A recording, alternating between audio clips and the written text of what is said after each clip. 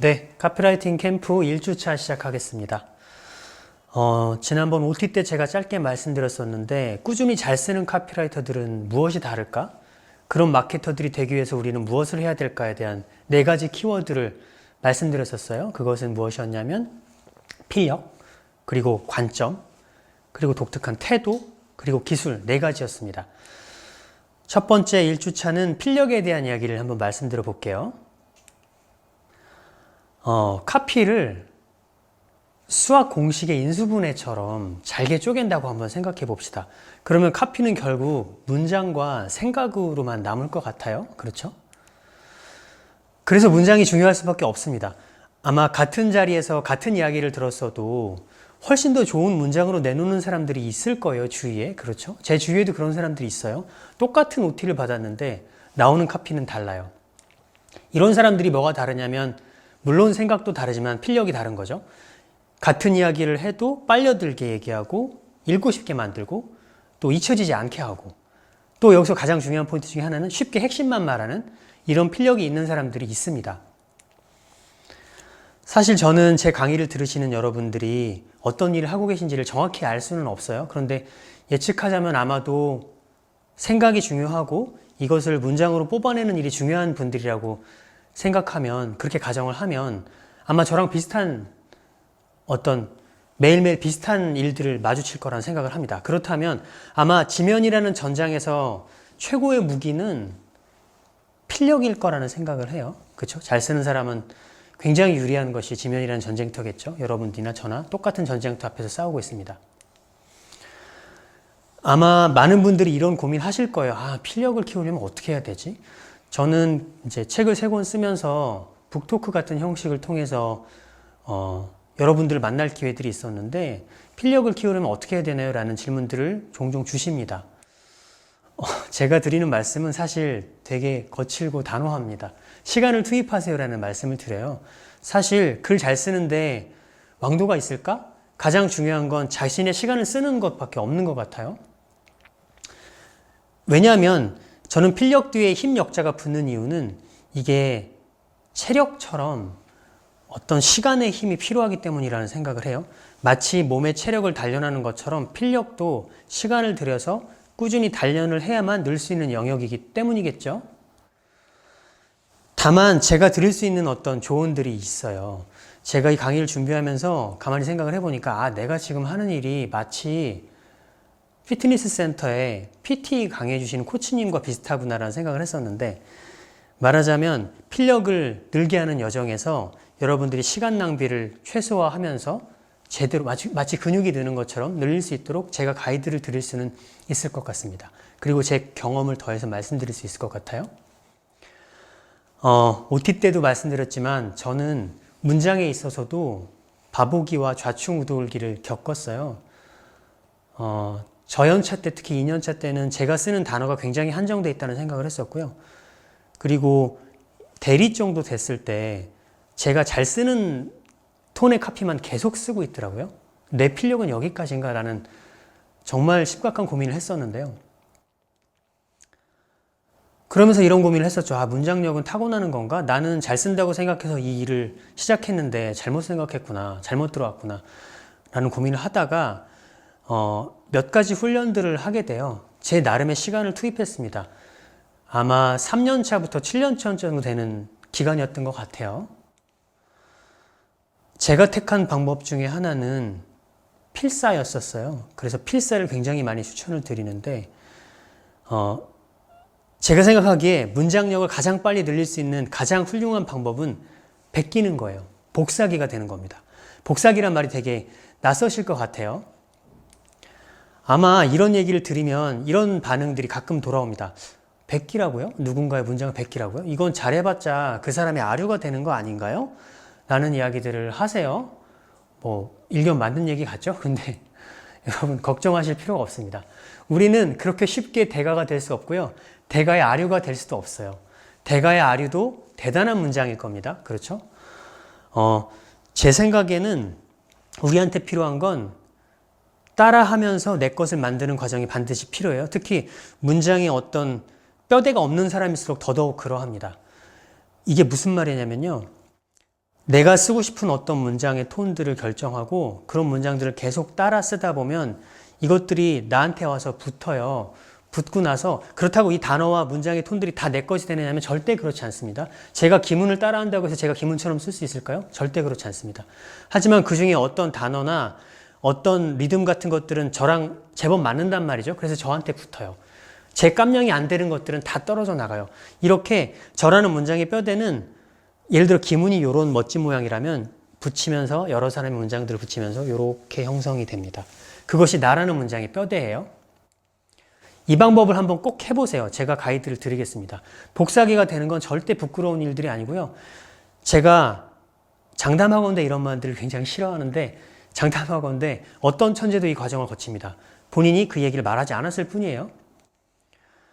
지금부터는 필사, 따라쓰기를 어떤 식으로 하면 좋을지를 제 경험을 바탕으로 한번 말씀드려 볼게요. 여러분들은 어떠셨나요?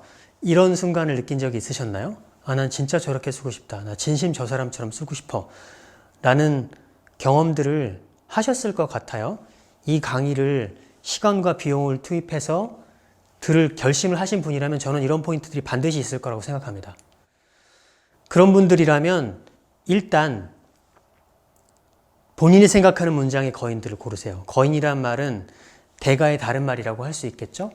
내가 정말로 따라하고 싶은 어떤 사람들이 있을 거예요. 그런 사람들을 골라서 그런 사람들의 문장을 따라 써보세요. 최선을 다해서 베껴보는 겁니다. 내가 할 수 있는 가장 많은 분량을 한번 써보세요. 거인을 고를 때 노하우가 있어서 그걸 제가 말씀드려 볼게요. 제가 말씀드린 것처럼 아, 나는 저렇게 쓰고 싶다 진심으로 라는 사람들이 있잖아요. 그런 사람들이 있다면 그 문장을 무엇이든 따라 써보는데요. 그렇다고 여러분이 계신 영역에 있는 거인 한 명만 쓰시면 그렇게 바람직하지는 않습니다. 예를 들어서 여러분이 카피라이터라면 카피라이터 영역에 있는 어떤 거인, 여러분이 마케터라면 그 영역에서 정말 잘하는 어떤 선배님의 문장, 아니면 에디터라면 에디터 중에서 정말 잘 쓰시는 분들 있잖아요. 그런 분들을 골라서 그분들의 문장들을 쭉 따라 쓰세요.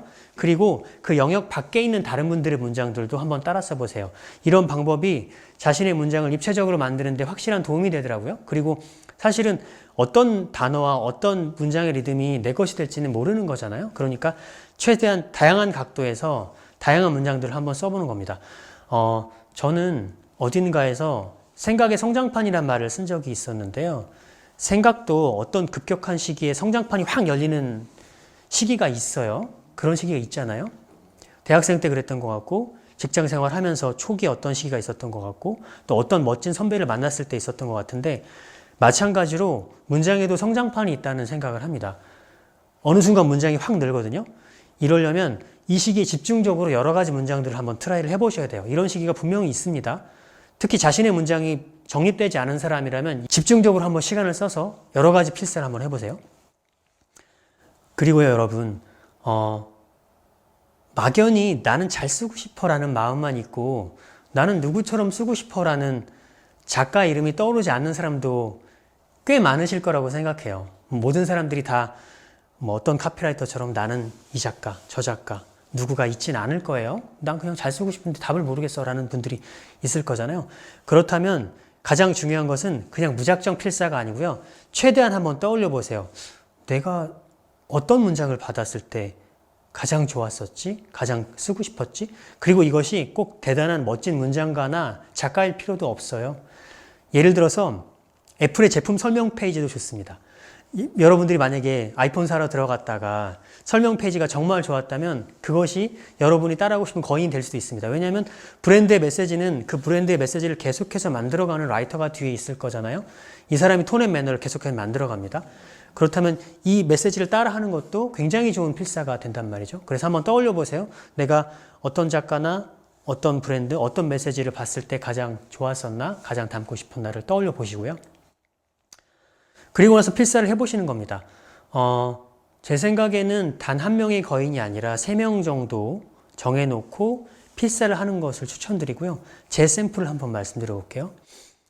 제가 생각의 성장판 말씀드렸고 저한테 그런 시기가 왔던 것이 3년차 정도 말씀드렸었는데 그때 제가 만난 가장 매력적인 문장들은 화면에 보시는 것처럼 박웅현 카피라이터 그리고 알랭드 보통의 문장들이 저는 그때 그렇게 좋았었어요. 그리고 김훈 작가님의 문장들이 그렇게 좋았습니다.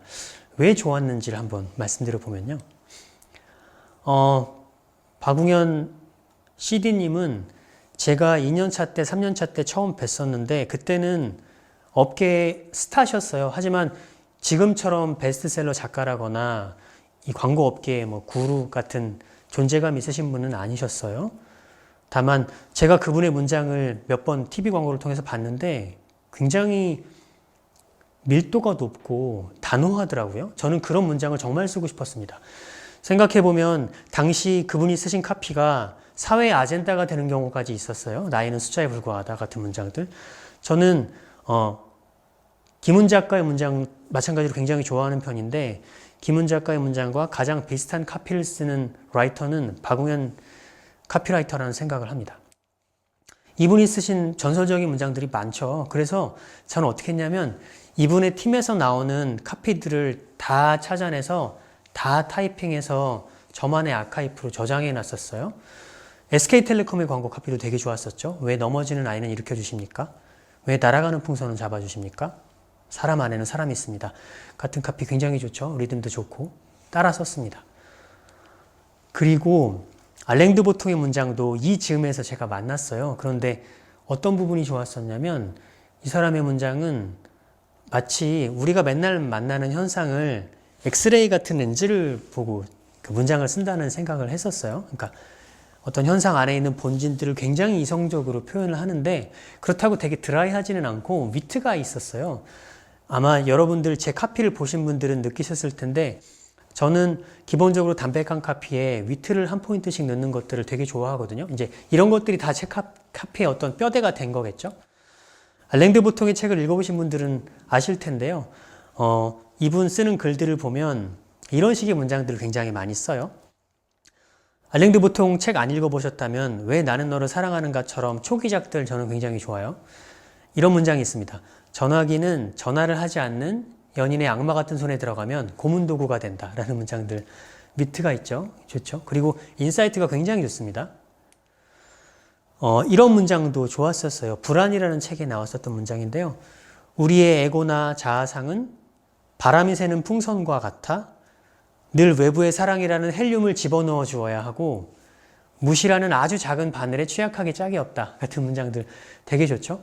그러니까 에고라는 것은 풍선과 같고 바람을 계속 집어넣어 주거나 아니면 무시라는 바늘에 취약하다는 것도 굉장히 좋은 관찰이죠.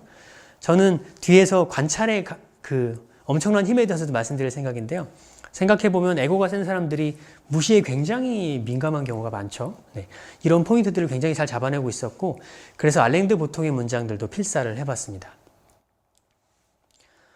김훈 씨의 문장은 워낙 유명하신 작가님이시지만 카피라이터를 막 시작하는 후배들 중에서는 모르는 친구들도 많아요. 그래서 특히 일을 막 시작하는 후배들한테 저는 늘 추천해주곤 하는데요. 김훈 작가의 문장은 말하자면 밀도가 굉장히 높고요. 어떤 친구가 김훈 작가의 문장을 표현했는데 되게 좋았었어요. 뭐냐면 본인이 지금까지 읽었었던 문장들이 라떼라면 아메리카노라면 김훈 씨의 문장은 에스프레소 같다. 그래서 하루에 많이 못 마시겠다. 많은 문장을 못 즐기겠다라는 얘기를 했었는데 밀도가 굉장히 높죠. 저는 카피가 지향해야 될 지점 중에 하나가 문장의 밀도라고 생각하고 왜냐하면 길게 쓸 수 없잖아요. 카피는 15초 안에서 싸워야 되고 길어봤자 30초니까. 그래서 문장의 밀도가 필수적인데 그 문장의 밀도를 배우기에는 김훈 작가가 굉장히 좋다고 느꼈었어요. 물론 그 당시 박웅현 CD님께서 강사를 하고 계신 강의에 제가 들어갔을 때 추천을 받기도 했습니다. 그 얘기는 뒤에 기회가 되면 더 말씀드릴게요. 김훈 작가의 문장 중에서 저는 특히 또 초기작을 좋아하는 편인데 자전거 여행이라는 책이 있어요. 굉장히 좋습니다. 여기 보면 꽃이 피고 떨어지는 지점들을 묘사한 글들이 정말 좋거든요. 옛날 말로 절창이라고 하는데 정말 좋아요. 한번 읽어드려 보겠습니다.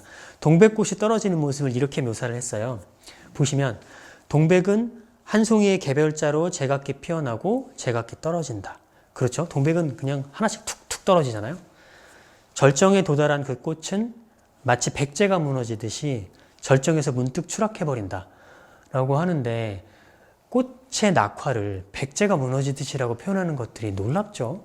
이런 것들이 좋은 카피를 쓰는 어떤 요소 중에 하나라고 생각하고요. 이런 부분들을 닳고 싶었고 그런 포인트들은 마찬가지로 제가 뒤에 강의할 때도 틈틈이 설명드리겠습니다. 산수유가 피고 지는 모습을 설명한 글들도 정말 좋아요. 산수유가 언제 지는 것인지는 눈치채기 어렵다. 그 꽃이 쓰러지는 모습은 나무가 지우개로 저 자신을 지우는 것과 같다라는 표현이 정말 좋죠. 그러니까 산수유를 보면 어느 순간 슥 폈다가 슥 사라지거든요. 이게 나무가 자기를 지우는 것 같대요. 표현이 정말 아름답죠. 그래서 산수유는 꽃이 아니라 나무가 꾸는 꿈처럼 보인다라는 표현이 지금 저 말씀드리면서도 막 소름이 돋는데 정말 좋아요. 자전거 여행에 있는 이런 좋은 글들이 있어서 틈나는 대로 필사를 했습니다. 사실 생각해보면 제가 막 따라쓰기를 했을 때 문장이 그렇게 좋아하냐 하면 그렇지 않았던 것 같아요. 말씀드린 대로 그냥 맨날 똑같은 것들을 썼었는데 따라쓰기를 꾸준히 했었거든요. 몇 년 동안 했더니 제가 저도 모르게 전에는 쓰지 못했던 단어들을 쓰고 있더라고요. 전에는 쓰지 못했던 문장의 구조들을 만들어내고 있었어요. 그리고 예전과는 다르게 조금씩 더 선배님들이 이거 괜찮은데? 같은 얘기들을 그런 피드백들을 주셨어요. 정말 기쁘더라고요. 그래서 필사는 제가 문장력을 막 키우는 사람들에게 꼭 추천하는 어떤 테크닉 중에 하나입니다. 필사를 했더니 어쨌든 저의 완성도가 빠르게 올라갔었고요. 또 개인적인 말씀을 드리자면 제가 처음에 조그만 광고회사에서 일을 시작했다고 말씀드렸었잖아요. 조그만 광고회사 일을 시작했고 한계를 느껴서 유학을 갔다가 돌아와서 6년 차까지 일을 하다가 그 중간에 박우현 CD라는 분의 강의를 들었었고 늘 그곳을 꿈꿨어요. 나는 언제 저 사람 밑에서 한번 일해보나라고 그 기회를 꿈꿨었고 계속해서 그 강사였던 분과 이제 메일을 보내고 교류를 했었는데 정말 운이 좋게도 그분 밑에 일할 기회가 생겼어요. 7년 차 때 생겼습니다. 막상 어떤 곳에 원하던 곳에 가면 사실 스텝이 엉키기 쉽거든요. 정말 잘하고 싶잖아요. 그러니까 못할 확률이 오히려 많은데 저는 그때 앞서 말씀드렸던 것처럼 박우현 팀에 나왔던 카피들을 계속 필사하고 있었잖아요. 그래서 그 팀에서 원하는 톤 앤 매너, 문장의 흐름 같은 것들을 저도 모르게 제 몸속에 가지고 있었던 것 같고 원하던 곳에 굉장히 빠르게 적응할 수 있었어요. 이것이 말하자면 제가 느낀 필사에서의 어떤 가장 큰 베네핏 중에 하나였습니다. 자, 필사에 대해서 말씀드렸고요. 그리고 나서 또 중요한 것은 뭐냐면요. 어쩌면 따라쓰기보다 더 중요한 것입니다. 이것은 시간을 정해놓고 무엇이든 쓰는 거예요. 시간을 정해놓고 쓰는 겁니다. 이건 꼭 한번 해보세요. 날짜를 한번 정해놓어 보세요. 이게 사실 쉽지 않죠. 얼마나 귀찮겠습니까? 여러분 뭐 술도 마셔야 되고 친구도 만나야 되는데 그러나 그럼에도 불구하고 여러분이 내 문장력을 높이고 싶다는 마음이 강력하다면 일주일에 예를 들어 2번 정도는 반드시 쓰세요. 예를 들어서 적은 분량이라도 그러니까 운동을 하는 것처럼 한번 써보세요. 제가 필력이란 말에 힘력자가 붙은 이유는 몸이 움직이는 방식과 비슷한 부분이 있어서라고 말씀드렸잖아요. 비슷합니다. 꾸준히 운동을 해야 근육이 생기죠. 예를 들면 이런 겁니다. 월요일에는 필사를 하세요. 내가 정말 원하는 문장들을 정해 놓으셨을 거잖아요. 그걸 필사를 하세요. 그리고 예를 들어 목요일 정도에는 긴 글을 한번 써보세요. 5줄에서 7줄 정도 되는 글을 무엇이든 써보세요. 이런 것들이 본인의 어떤 쓰는 능력들을 계속해서 늘게 할 거고요. 이건 여담인데 제가 생각의 기쁨이라는 책을 내고 나서 이제 알게 된 어떤 크리에이터가 있는데 그 친구가 제 글을 보고 영감을 얻어서 매주 목요일마다 긴 글을 쓰는 모임들을 하고 있는데요. 이게 어느새 4년에서 5년이 됐더라고요. 그리고 제가 얼마 전에 우연히 그 친구의 글을 봤는데 문장력이 정말 일취월장했더라고요. 정말 좋아졌습니다. 여러분도 한번 꾸준히 써보세요. 이 친구의 멋진 점은 제가 의심을 했는데요. 결심을 한 4년 전, 5년 전 목요일부터 지금 목요일까지 매주 글을 쓰고 있다고 하더라고요. 시간의 힘은 분명히 있습니다. 그리고 한 가지 더 말씀드리고 싶은 게 있는데요. 여러분이 글을 쓰시는 목표가 시인이나 소설가가 아니라면 이 문장을 마음에 늘 새기셨으면 좋겠어요. 이게 뭐냐면 좋은 문장은 쉽습니다. 이게 제 그 문장의 지향점이기도 한데요. 글을 잘 쓰고 싶은 사람들이 초기에 하는 어떤 습관 중에 하나가 뭐냐면 멋있게 쓰는 거예요. 현학적으로 쓰고 형용사와 부사를 굉장히 많이 투입합니다. 그런데 저는요, 카피를 오래 써서 그런지 모르겠지만 굳이 어렵게 쓰실 필요가 없어요. 이 문장 안에 있는 단어의 디테일이 굉장히 좋다면, 아니면 문장의 구조가 견고하고 손 쓸 틈이 없는 정도로 꽉 짜여 있다면, 그리고 이 두 개가 별로 안 좋더라도 기본적인 생각 자체가 좋다면 문장은 충분히 더 아름다워질 수 있습니다. 그러니까 이 부분은 저를 믿고 따라와 주셔도 돼요. 어렵게 쓰지 않으셔도 되고요. 쉬운 단어들을 쓰시되 몇 가지 포인트들을 염두에 두고 쓰시면 돼요. 그 부분은 계속 말씀드리겠습니다. 그리고 또 중요한 포인트 중에, 중요한 그 기준점 중에 하나가 뭐냐면, 제가 강의 준비하면서 데이비드 오길비라는 광고계 가장 유명한 마스터가 했던 말인데 출처를 찾다가 실패했어요. 근데 이분이 어떤 식의 말을 했었냐면, 당신이 쓴 카피가 당신 동료의 와이프에게도 쉽게 설명될 수 있도록 쓰라는 얘기를 했었는데, 그런 관점에서 보면 저는 이런 생각을 해요. 제가 쓴 카피가 우리 엄마한테 설명할 수 있나? 우리 아버지한테 설명할 수 있나? 그 정도로 쉬운가? 라는 생각으로 한번 들여다보면 어려운 지점들이 굉장히 많이 보이거든요. 문장은 쉬울수록 더 강력해진다고 저는 믿습니다. 그리고 또 중요한 것은 곱씹기인데요. 그래서 내 것으로 만드는 과정들이 반드시 필요합니다. 제가 말씀을 드리면 드릴수록 정말 귀찮아지실 거예요. 근데 어쩔 수 없습니다. 문장이 는다는 것은 그렇게 쉽지 않고요. 반드시 번거로움과 시간의 힘이 필요하거든요. 제가 강조드리고 싶은 말씀은 뭐냐면, 우리는 반드시 이 말을 잊지 말아야 돼요. 썼다고 필사를 했다고 느느냐? 늘지 않습니다. 요만큼만 늘죠. 이만큼이 이렇게 느는 시점은 뭐냐면, 내가 썼던 것들을 다시 볼 때 요만큼에서 요렇게 늘고 요렇게 늘어요. 계속 본다고 해서 계속 봤을 때만 내 능력이 되거든요. 그래서 나만의 아카이브를 한번 만들어 보면 좋아요. 필사를 하셨잖아요. 그리고 꾸준히 쓰셨잖아요. 내가 좋아했던 어떤 문장의 포인트들이 있잖아요. 이런 것들을 어딘가에 모아두세요. 필사를 했다면 종이가 있겠죠. 혹시 타이핑을 했다면 파일이 있겠죠. 이것들을 틈틈이 한번 꺼내보세요. 꺼내보면서 되새겨야 비로소 내 것이 되거든요. 사실 이런 창고가 저한테도 있습니다. 부끄러운 일인데요. 그걸 잠깐 보여드릴게요. 아마 지금 보시는 화면이 제가 저연차 때, 2년차 때, 3년차 때, 그리고 7년차까지 좋다고 생각했던 카피들을 쓴 파일들이에요. 보면 뭐 손때가 굉장히 많이 묻어 있죠. 그리고 옛날 카피도 굉장히 많아요. 근데 제가 이런 과정들을 꾸준히 지속했었어요. 좋은 카피는 뭘까? 이렇게 쓰고 싶어. 이렇게 쓰고 싶어. 최대한 많이 기록했고요. 또 이게 언제 좋았냐면, 제가 순발력이 필요할 때 이것들을 활용했어요. 뭐냐면, 제가 필사를 했다는 건 어떤 포인트들을 제가 그렇게 쓰기를 원했다는 거잖아요. 그런 원했던 포인트들이 막상 실전에서는 잘 생각이 나지 않아요.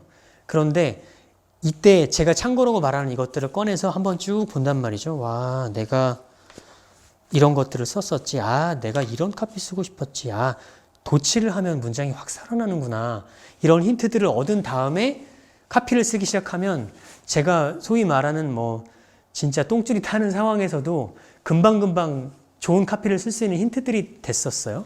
그리고 또 여러 가지 이제 책들이 있어요. 이것들은 실제로 제가 필사를 했던 책입니다. 지금 보시는 노트는 광고 이외의 작가들의 제가 정말 따라하고 싶은 카피들, 문장들을 모은 글들이에요. 보시면 알랭드 보통의 문장도 보이고, 또 김은 작가의 문장도 보이고, 박민규 작가의 문장도 보이고, 어떤 것들은 타이핑을 했고 어떤 것들은 필사를 했죠. 네, 이런 것들이 필사를 통해서 저한테 넘어온다는 생각을 했었어요. 잠시 후에 제가 미션 드릴 때 필사에 대해서는 조금 더 자세히 설명드리겠습니다. 한번 정리해 볼까요? 제가 생각하는 필력이 느는 굉장히 좋은 방법론 중에 하나는 베껴 쓰는 것, 그리고 꾸준히 쓰는 것, 그리고 이것들을 어딘가에 모아놨다가 곱씹는 것, 세 가지입니다. 이번 주 미션은 필사예요. 미션에 대해서 한번 설명드려 볼게요. 말하자면 필사 선배가 드리는 필사의 팁입니다. 네, 뭔가 라임이 살아있죠? 일단 한번 생각해 보세요. 필사를 하기 전에 내가 와 좋다 라고 느꼈던 문장이 있었나를 곰곰이 한번 생각해 보세요. 그리고 나도 언젠가 저렇게 한번 쓰고 싶은데 라는 문장이 있었는지 생각해 보세요. 질투를 느꼈던 문장이 있는지 한번 생각해 보세요. 저는 예전에 어떤 문장들을 보면 막 짜증이 났었어요. 너무 좋아서. 나는 그렇게 쓸 수 없는데 저 사람은 벌써 저기 가 있구나 라는 생각이 들었을 때가 있었는데 그런 문장들 있을 거라고 생각해요. 떠올려 보세요. 그리고 나서는 어떤 문장을 필사할지를 곰곰이 생각해서 방향을 한번 정해보세요. 제가 굉장히 좋아하는 문장이 있는데요. 뭐냐면 어디를 보느냐가 전쟁의 반이다 라는 얘기가 있어요. 사실 전쟁을 할 때 정말 중요한 것은 방향 설정이잖아요. 마찬가지로 여러분들이 어떤 식의 문장을 쓰고 싶다는 것을 정하고 그쪽에 선택과 집중을 할수록 필력은 더 빠르게 효율적으로 느는 경험을 했습니다. 무작정 잘 쓰고 싶다고 쓰는 게 아니라 내가 저런 문장을 쓰고 싶어요를 빨리 정하고 따라해 보세요. 그리고 필사의 기본은 핸드라이팅입니다. 아까 제가 잠깐 보여드렸던 제 참고를 보시면 어떤 파일들은 손으로 썼고 어떤 파일들은 타이핑했을 거예요. 이게 이제 제가 연차가 되면서 게을러져서 그런 건데요. 저는 필사의 기본은 핸드라이팅이라고 생각해요. 왜냐하면 아까도 잠깐 얘기하다 말았었는데 손으로 쓰면요. 어떤 작가의 호흡들이 이건 미신일 수도 있습니다. 호흡들이 저한테 조금 더 깊게 흡수된다는 생각들을 해요. 왜냐하면 타이핑하면 굉장히 빨리 치게 되는데 필사를 하면 더 뜯어보게 되잖아요. 문장들을 뜯어보게 되고 쓰면서 더 많은 생각들을 하게 되고 아, 이 작가는 여기서 멈췄네. 왜 기본이라는 단어를 썼을까? 기초라는 단어가 아니라 곰곰이 생각하게 되죠. 그래서 그 작가의 흐름들을 조금 더 깊숙이 받아들이게 되는 게 핸드라이팅이라고 생각해요. 그런데 계속해서 핸드라이팅 하는 건 쉽지 않습니다. 그래서 조금 익숙해지면 아까 제가 했던 것처럼 타이핑도 나쁘지 않아요. 다만 반드시 되새겨야 됩니다. 제가 계속 강조 드릴 텐데 썼다고 해서 늘지 않습니다. 반복해야 합니다. 그리고 또 한 가지 강조하고 싶은 포인트가 있어요. 저는 문장도 일종의 설계도라고 생각해요. 문장을 써보면 아, 여기서 엔터를 쳐서 사람들을 한번 쉬게 해야지, 여기서 이런 단어를 써야지, 여기 쉼표를 줘야지 같은 게 다 설계거든요. 필사를 하면 의도적으로 그 문장을 쓴 사람이 한번 대보세요. 왜 이 단어를 썼지? 왜 여기서 쉬게 했지? 설계도를 면밀히 파악할수록 그 비슷한 설계를 하게 된다고 생각합니다. 옛날 한번 도제를 생각해 보세요. 옛날에 뭐 도자기 같은 거 구울 때 옛날 분들은 지금 뭐 2000도에서 구워야 돼라는 말씀을 하지 않으시고 묵묵히 구우셨죠. 그리고 그 도공들은 이제 따라 했단 말이죠. 그런 것처럼 김은 작가가 여러분한테 문장을 가르쳐 주진 않잖아요. 그렇다면 그분의 문장들을 따라 써보면서 아, 이런 문장들 이렇게 썼구나. 왜 여기서 엔터를 쳤을까? 왜 여기서 이 문장을 썼을까? 이 단어를 썼을까를 한번 생각해 보세요. 문장은 일종의 설계도다라는 이야기를 잊지 말으셨으면 좋겠습니다. 네, 과제 다 설명드렸고요. 사실 만만치 않으실 겁니다. 만만치 않기 때문에 얻는 것도 분명히 있을 거라고 생각해요. 그러면 2주차에 뵙겠습니다. 행운을 빕니다. 감사합니다.